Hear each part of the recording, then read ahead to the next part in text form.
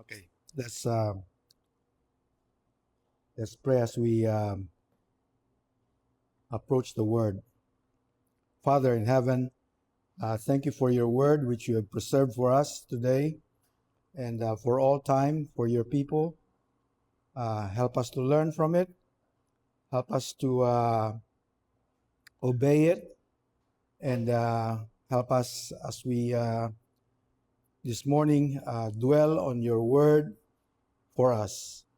In Jesus' name, Amen. Okay, thank you.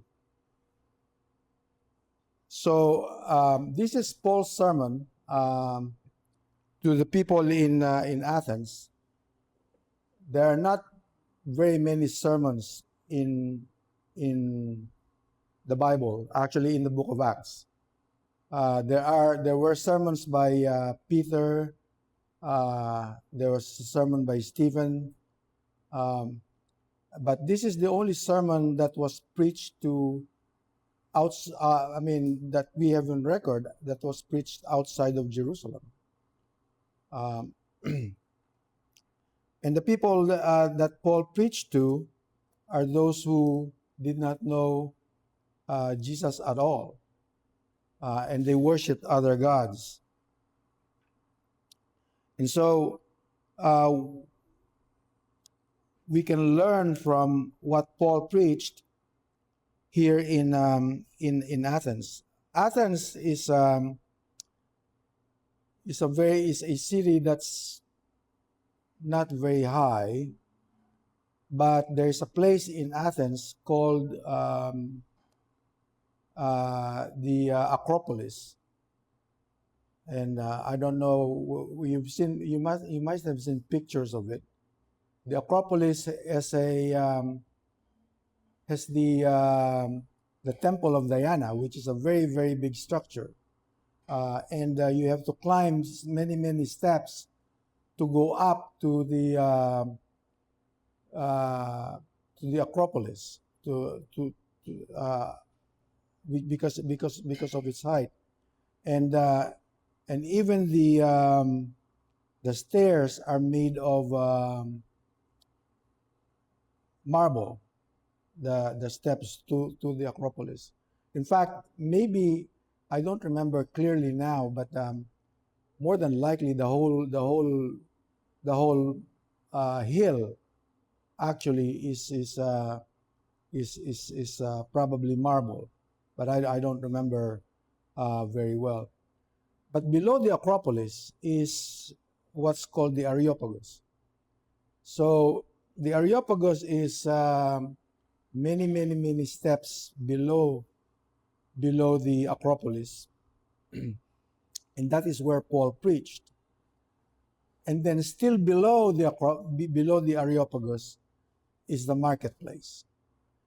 The marketplace is a very low-lying area, and that's where people sold things. And in that area, there were many images of the gods of the Greeks, and so so when Paul started to teach to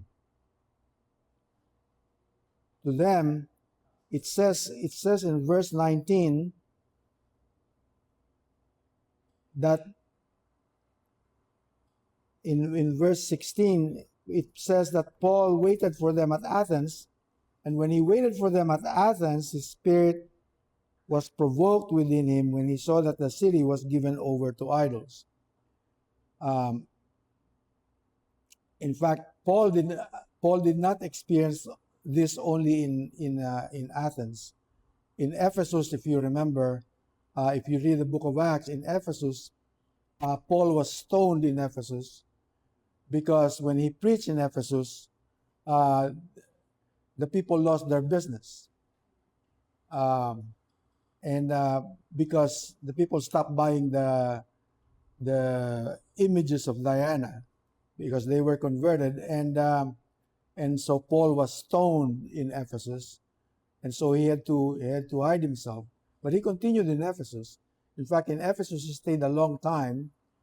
In Ephesus, stayed there 2 years in order to make tents. Today, we don't know of pastors who, in a sense, are full time, because Paul, whenever he needed money, he stayed in a place to make tents, to make money, and that's how Paul made the gospel free of charge to the people I mean, uh, to the people that he was preaching to. And of course, today pastors still don't make a lot of money. They're not on starvation wages, but they don't make a lot of money, especially in the Philippines. In other places, they make good money. So Paul went through Athens. In fact, he started in the marketplace, right? And he was there. He looked at the place, and in the marketplace, and I must say, I have been to the marketplace in Athens.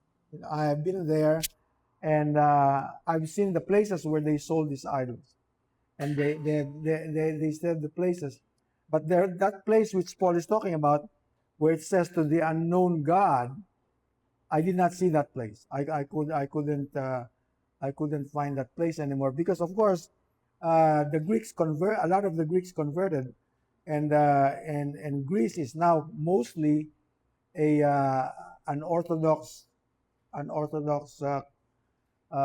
Greek Orthodox country, similar to Roman Catholicism. So I couldn't see that place anymore.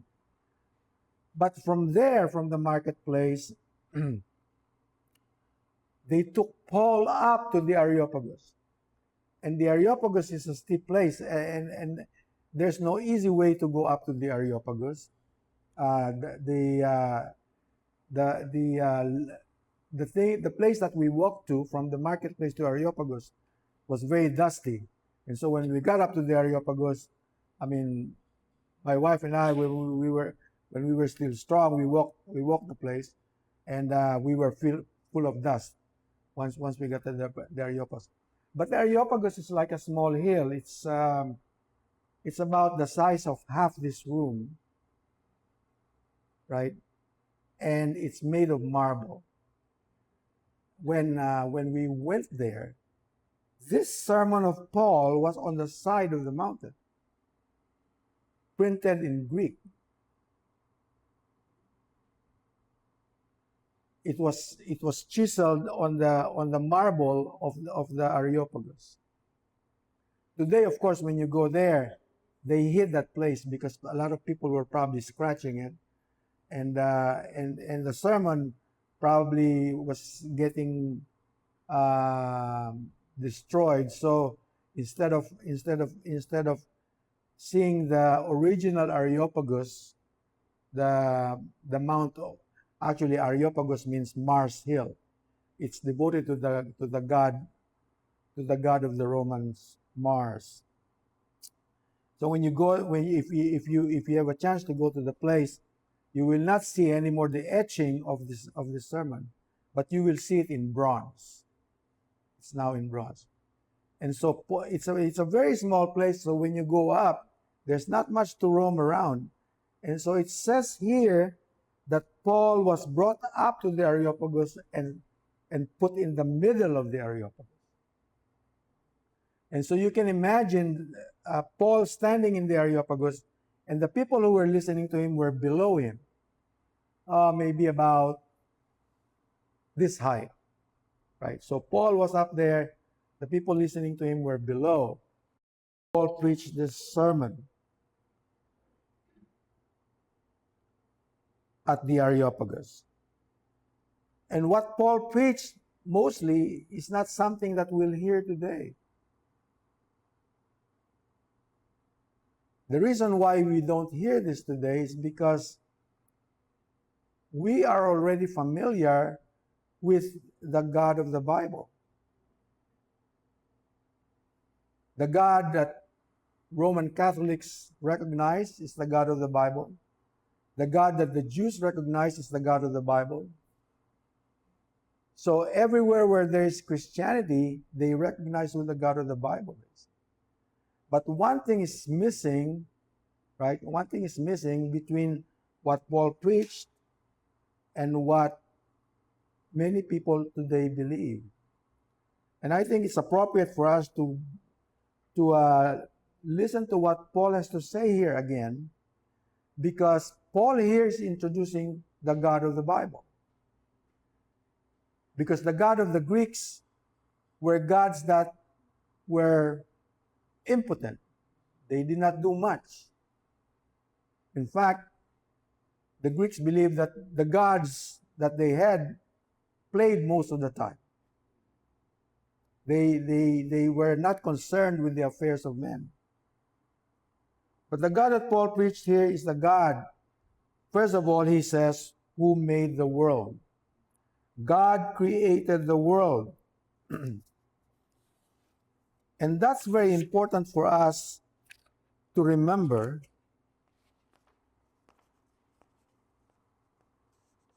because that is the basis for believing that God owns us.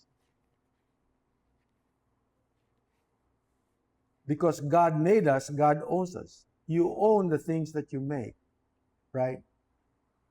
And Paul is saying here, God made us. God created the world and everything in it. There is a phrase in theology that says ex nihilo. It's a Latin phrase. It means from out of nothing. It means from out of nothing. God made the world from out of nothing. This is the first thing that that Paul ever mentions. God created the world and everything in it. From out of nothing means that the energy required to make the world is so great that we will never fathom or we will never understand what that means. You're familiar with the atomic bomb, right? The bomb that fell on Hiroshima and Nagasaki, right? You're familiar with that, right? You know that that bomb is the result of an atom splitting, right? And that atom that was split in Hiroshima, I believe, was less than 10 grams. Very small. Not very much. Not even the size of my fist. But that bomb destroyed everything around it, 100 kilometers, or rather 10 kilometers left and right, front and back. That energy that split the atom, if you can imagine the energy that makes that atom go back into its size, that's the kind of energy that's required to create something from out of nothing. And if you look at the world today, that is how you can imagine the energy that was required to create everything that you see, including yourselves. Of course, man, we know from Genesis, man was formed out of the ground. But that ground was formed from out of nothing. And man was created in the image of God. We were created in the image of God. When Jesus was confronted by the Jews concerning paying taxes,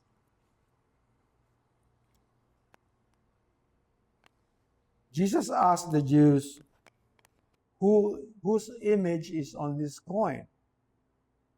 And they said, of course, it's Caesar's image, right? And then Jesus said, give to Caesar the things that are Caesar's, and to God the things that are God's. And what is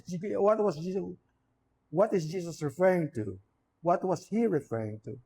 He's referring to the fact that man is made in the image of God and that we belong to him. We have the stamp of God's image in us.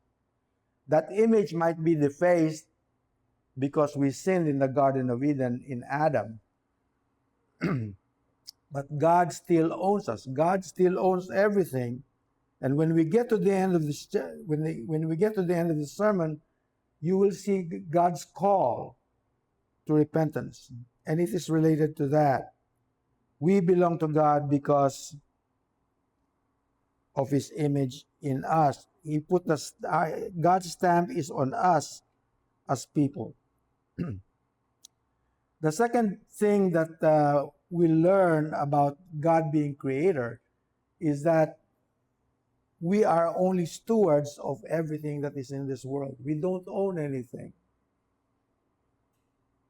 God owns everything because He created them. And because God owns everything, we are simply caretakers. We're just like farmers, tenant farmers in the vineyard of God.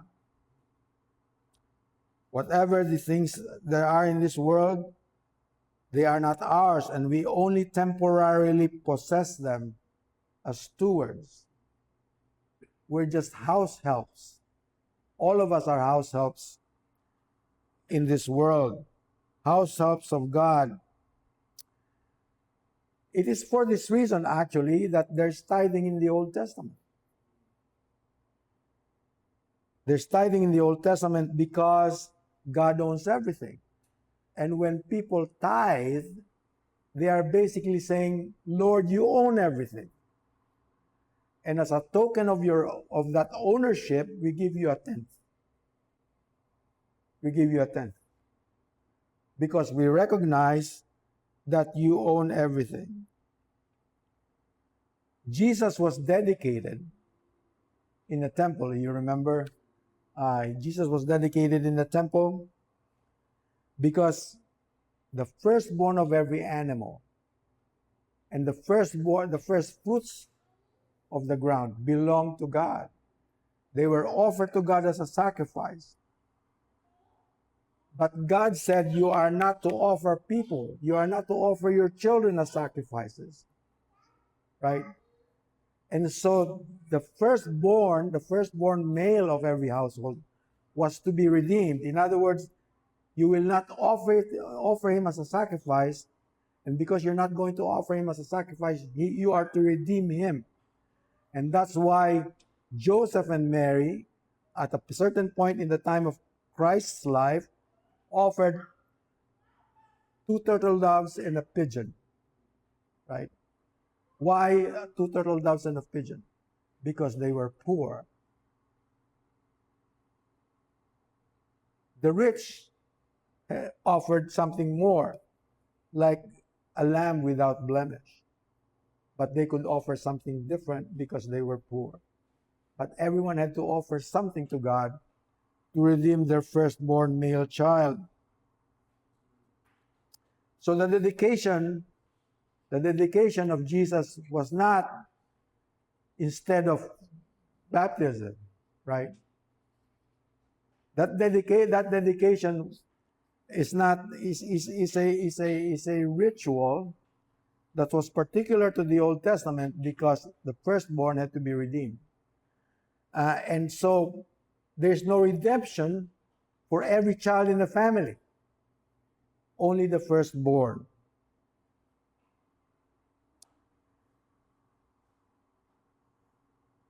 The second thing that Paul mentions is that God is the Lord of heaven and earth. He rules heaven and earth. And because He rules heaven and earth, God does not dwell in temples made with hands. It says in the Old Testament, heaven is your throne, and the earth is your footstool. God does not live in temples that men can make. The folly of Israel was in confining God to within the four walls of the temple. And so they thought that they could not worship God if they lived far away, or at least they could not properly worship God. And so that thinking of confining God to the four walls of the temple actually revealed itself when Jeroboam, if you remember, Jeroboam revolted against the Rehoboam, the son of Solomon, right? Remember, if you remember the Old Testament, Rehoboam, or rather, the king of all of Israel was David, right? And then after David was Solomon, and then after Solomon was Rehoboam, the son of Solomon. But during the time of Rehoboam, Jeroboam rebelled. And Jeroboam led the 10 tribes of the north of Israel, rebel again, led them in a rebellion against the southern tribe. And in that rebellion, set up a kingdom in the north. And you know, what reveals the thinking or the mindset that God is confined in four walls is that Jeroboam set up his own worship center in Samaria. Why do you set up your own worship center? Because you think God lives there? And that is the thinking. God lives in temples made with hands. Man thinks that he can worship God by making things, by offering things that are physical. God does not desire that. And you see it, of course, here in the Philippines very often. I don't know whether you go to enter a Catholic church or not. I did a lot before, just to look at what people do. People who are walking on their knees in Quiapo, you know. People walking on their knees from the back to the front. And they think that God will be pleased with that. It's a self-sacrifice that God is not interested. God is not interested in the physical. God is interested in the worship of the heart.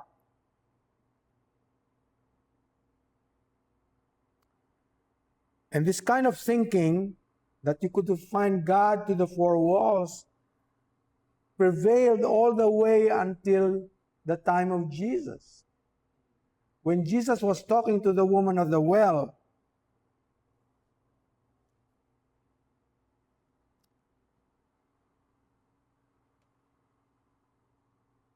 she said to Jesus, "I perceive that you are a prophet. Our fathers worshipped in this mountain, but you worship in Jerusalem." God is not in any mountain. And God is not just in Jerusalem. There is no place where God ought to be worshipped.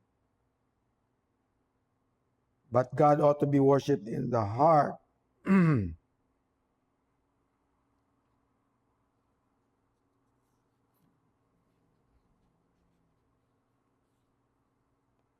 Not only is God the Lord of heaven and earth, He is the sustainer. He sustains the world.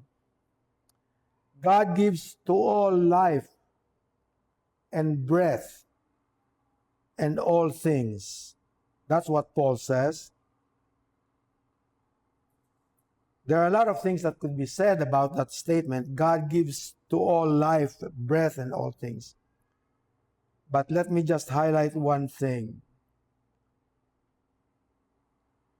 When the devil asked Jesus in the temptation in the wilderness, you're hungry. So the devil said, why don't you turn the stones into bread? And what did Jesus say? Man does not live by bread alone, but by every word that proceeds from the mouth of God.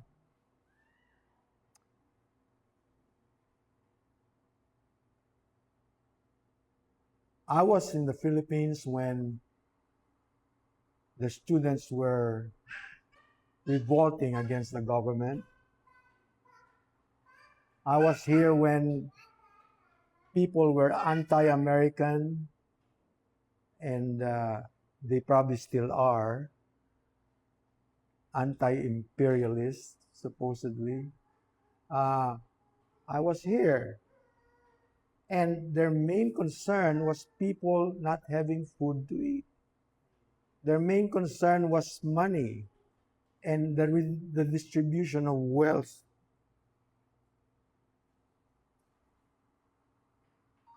And there were many Christians who fell for that kind of message.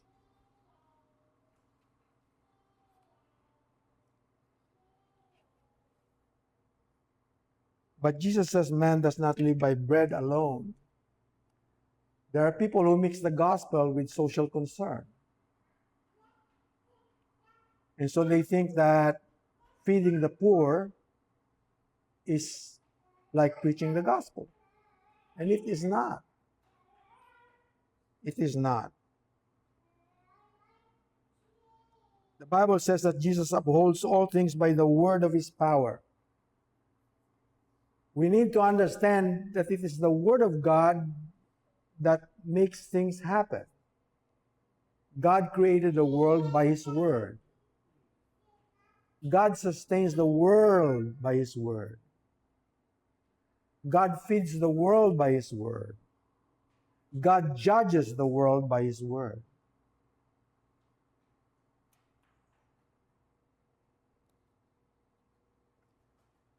The Son of God,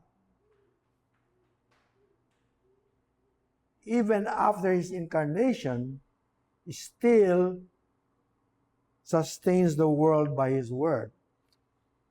If you read Hebrews chapter 1, verses 1 through 4, it says, in these last days God spoke to us by his Son, who created all things, and by whom also he created the world.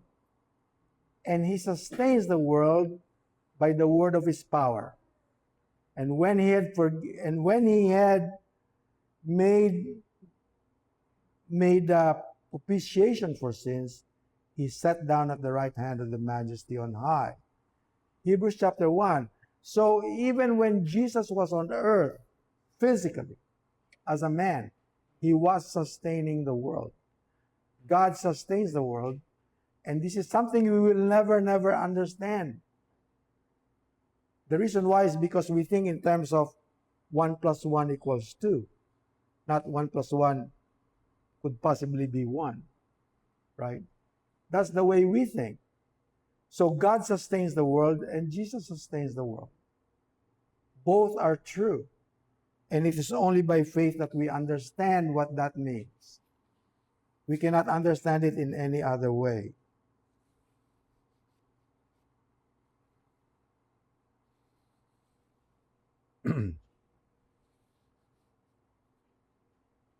Then Paul says, in him we live and move and have our being.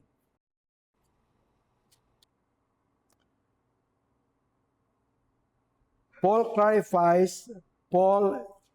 explains what he meant when he said that God gives life and breath and all things. In case we miss it,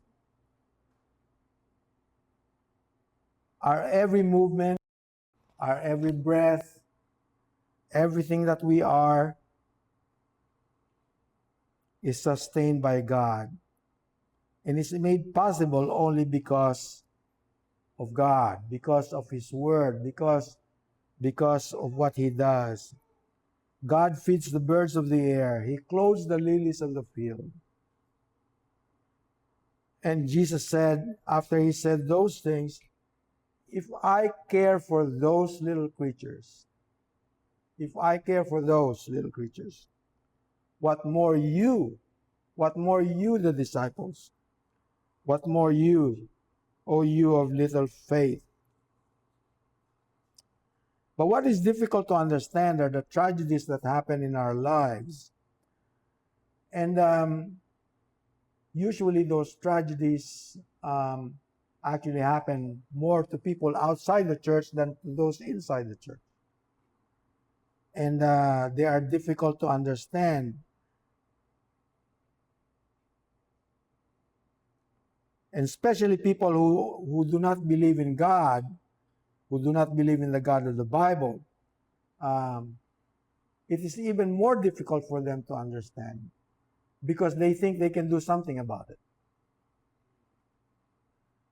Because they think that they can operate this world better than God does. There was a philosopher named Bertrand Russell who said that if he made man, he would make a better man than God would.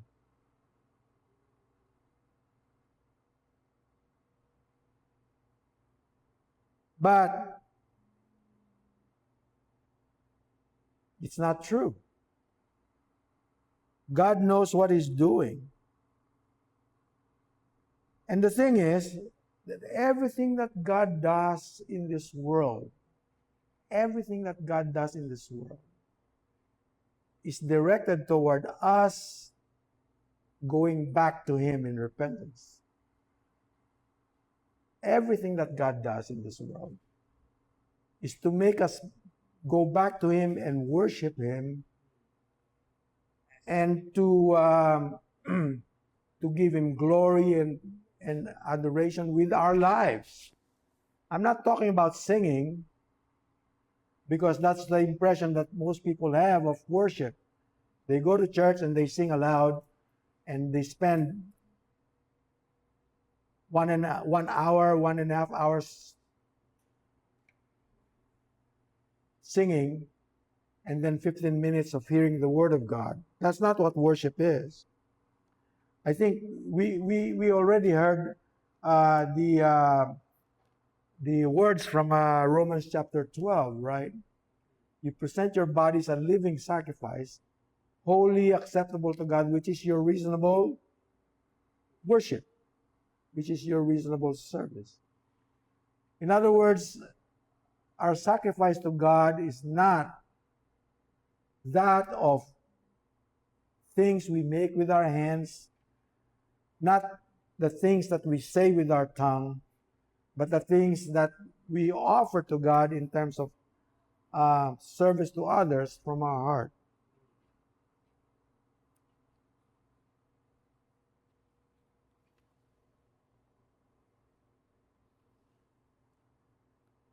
It says that God made man from one blood.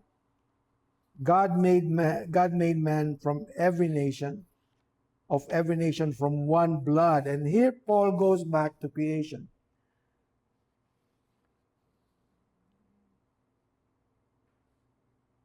When God formed Adam out of the dust of the ground, he commanded him, replenish, multiply, and fill the earth. Today, people are very ungodly, very selfish. They think first of making themselves happy before having children. They think first of having some economic prosperity, at least in their eyes anyway, before having children. And that's very ungodly and very unbiblical, because it is contrary to the command of God. And then, of course, there are other people who think of zero population growth. You know, I first heard of zero population growth when I was in elementary school. You know when that was? That was in the late 1950s. Zero population growth, because they think that if the earth gets full, there will be no more food for everybody. And that's not true. At that time, the population of the Philippines was around 20 or 40 million or something like that. Now it's 100 and something. And everybody's still eating, right? Everybody's still eating. There will be no shortage of food because God provides. God made man, and every detail of our lives are ordered by God. And the purpose is, Paul says, God determined their pre-appointed times and the boundaries of their dwellings. And the purpose is so that they should seek the Lord. There's a purpose why God orders our lives, which is what I said earlier, that God will want us to go back to Him, to seek Him and find Him. But we know that that's not what man does. It says that all we are like sheep that have gone astray. But of course, Paul was talking about people who are God's sheep. And eventually they will find their way because the call of God is irresistible.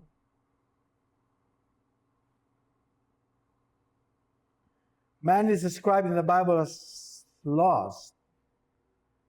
And we're getting to the point now where we will see the relationship between creation and God's call to repentance. Man was made to worship God. And you know, the word glory in the Bible means exactly that. The word glory simply means you are doing what God made you to do. Glory simply means, for man anyway, the glory of God is something else. But the glory of man is doing what God made man to be and to do. And God made man to worship God. But of course, instead of worshiping God, God worshipped himself. Or rather, man worshipped himself. Adam worshipped himself by doing what? Because he wanted to be like God, knowing good and evil.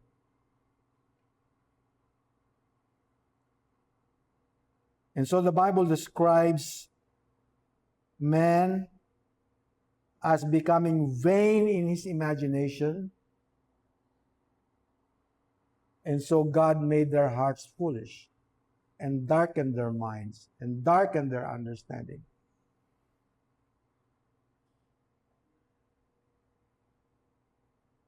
You remember Jesus, one of the first parables that Jesus said, and Jesus was explaining what the parables were to the disciples.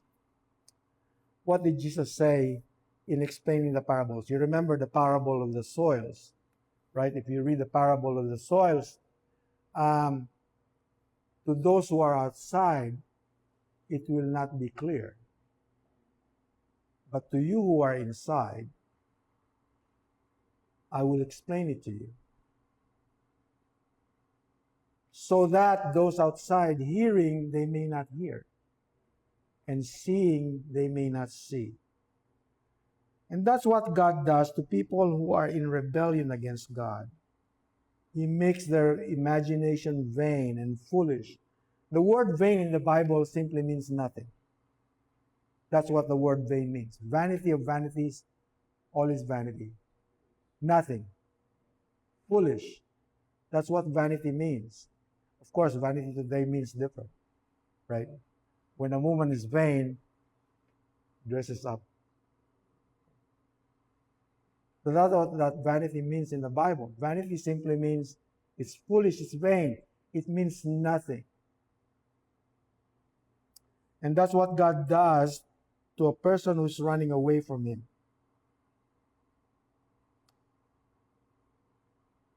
And part of the definition of idolatry is the portrayal of God as an inanimate object. And our being is like that of God because we are animate, breathing creatures. when it says here, actually, when it says that we are his offspring, the word offspring is actually a really bad translation of the original text. The word the word here is actually means we are kindred. In other words, we are not like stones. We are not inanimate. We are like gods. We are like God in that we are in the sense that God does not want us to make things for ourselves that are made of stone and wood to worship. That's what God is trying to say. God is not to be worshipped according to our vain imagination, something we can manipulate. Isaiah and other prophets actually was actually ridiculing those people who make idols for themselves. And you see that in the Catholic churches here. They parade them on the street during fiestas. The fiesta in Cebu is very, very. I don't know whether you're familiar with that. They parade Santo Niño on the streets. Something they can manipulate. Stay here. Stay there.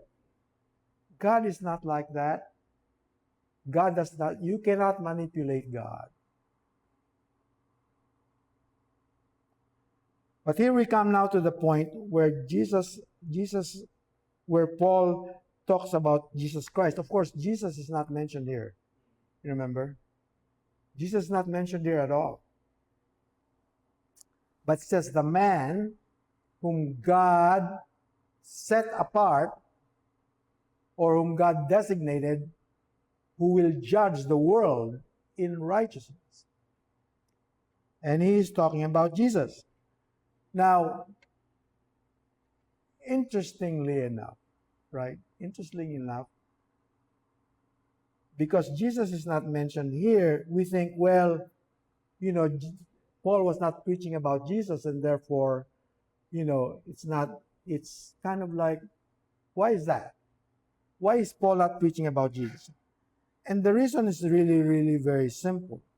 Because Jesus has already been talking to the Athenians before. Remember, as I told you, he went through the marketplace, what in Greek is called the agora. The agora is the marketplace, and you probably see some here in the Philippines.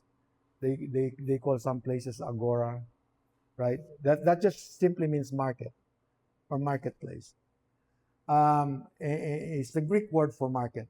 But anyway, he went to the agora and he debated with the people to whom he was preaching now. And so I'm pretty sure that Paul knew who this man was, even if he just says the man whom God appointed as judge of the world.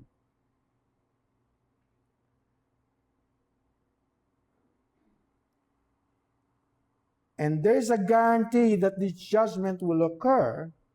There's a guarantee that this judgment will occur because Jesus was raised by God from the dead.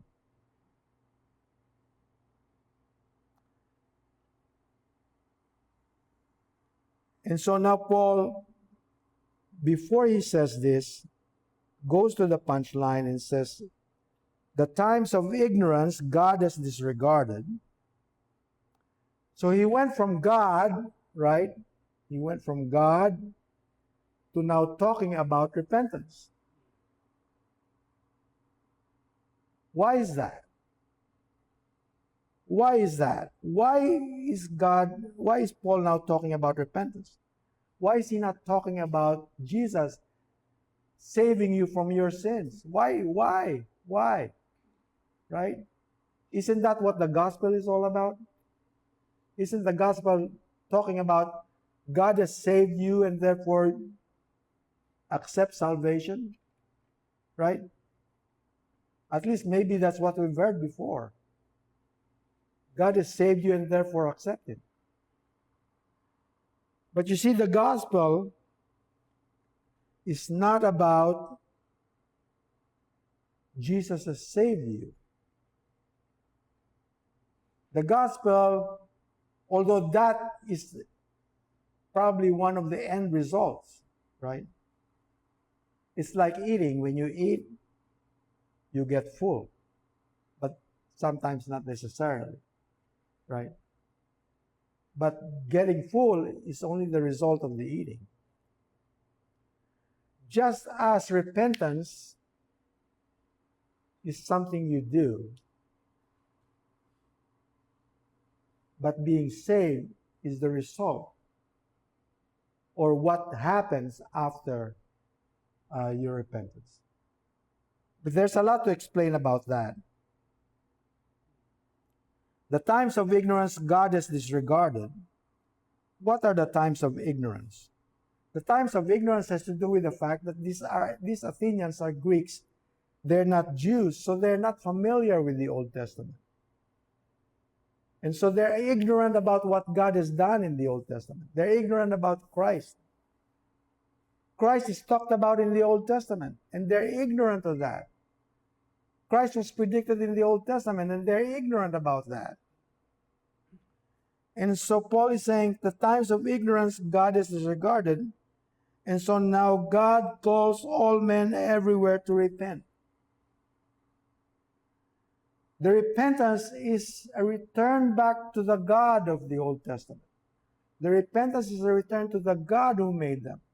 The repentance is a return to the God who demanded allegiance and worship and everything.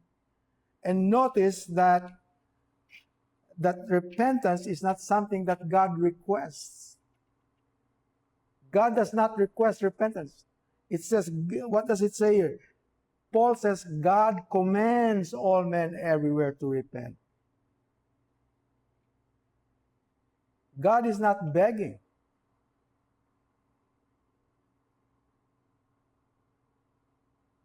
But first of all, what does repentance mean? Repentance simply means going back to God. You remember that in the Garden of Eden, Adam sinned. Adam sinned. And when Adam sinned, he was thrown out of the garden. When he was thrown out, before he was thrown out of the garden, God told the serpent that I will punish you, I will bruise your head.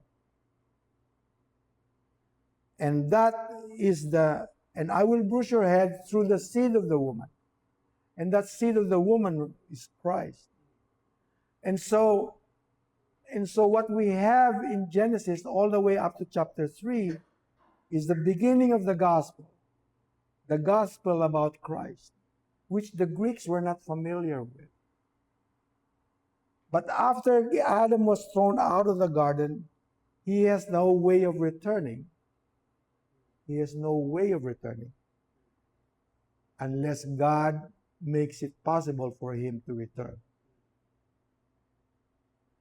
Remember, there were flaming swords that guarded the way to the garden.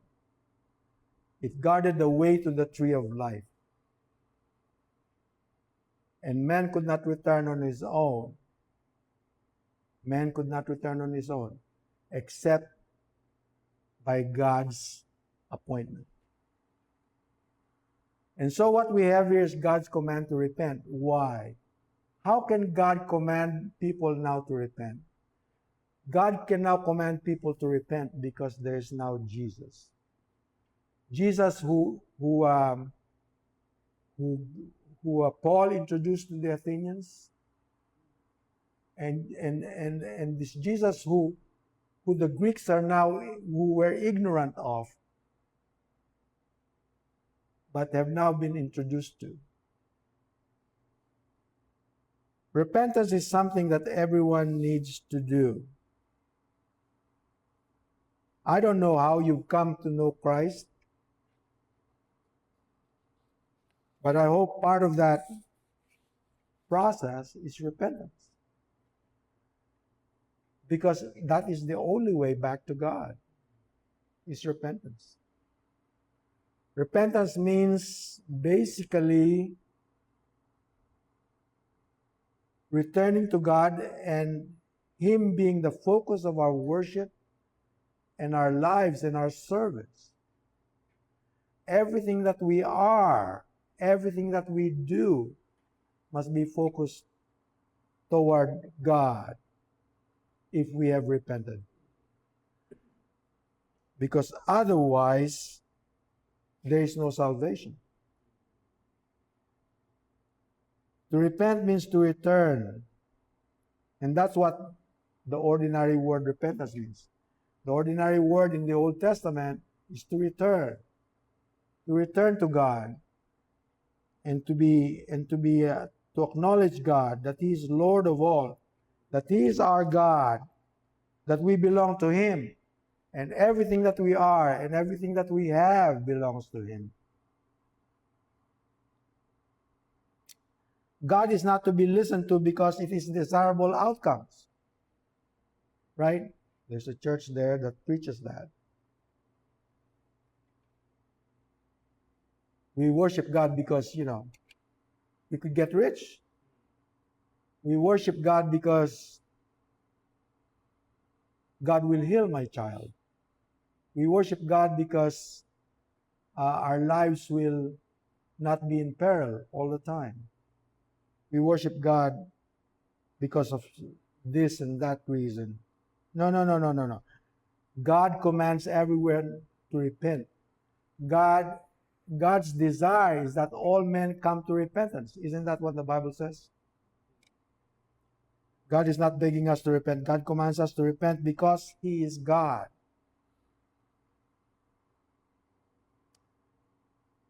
And the urgency and importance of repentance is due to the coming judgment. That judgment is through the man Jesus Christ. The certainty of the judgment is because God raised Him from the dead. The resurrection is so important that if people do not believe in it, then they will not believe anything else. And they will not believe that God will judge the world and Jesus will judge the world. Repentance is becoming a Christian is recognizing who God is and turning back to God. And all manner of idolatry boils down to it. All manner of idolatry boils down to this. Man is the God of his own destiny. Man does what is right in his own eyes. Man serves himself. Being a Christian is serving God. And how do you serve God? You serve God by serving others. What did Jesus say? He who has done this to the least of my brethren, he has done them to me. That quote which we have in our heads, I'm sure. Do everything to the glory of God. If you look at the context of that quote, right? If you look at the context of that quote, the doing everything to the glory of God is not talking about going to a Sunday service. It's not talking about singing. It's not talking about that. It's talking about caring for your brother. In fact, it's talking about making sure that your brother does not stumble. Because that section of scripture is talking about food being offered to idols. And some brothers are weak, others are strong. And what Paul is saying is that you are supposed, in your actions, to be caring for your brother. And that's how you give glory to God. You give glory to God by being selfless and by taking care of the people whom God loves. Because what did God tell Abraham? He who curses you, I will curse. And he who blesses you, I will bless. And the blessing of God is on people who bless others. who bless their fellow believers. Because that is really the call of the Christian. And repentance shows in that kind of worship. That's where repentance really shows. In the way we live our lives, not for ourselves, but for others. But for people whom God loves, and for people who God cares about. Let's pray. Father, thank you for your word.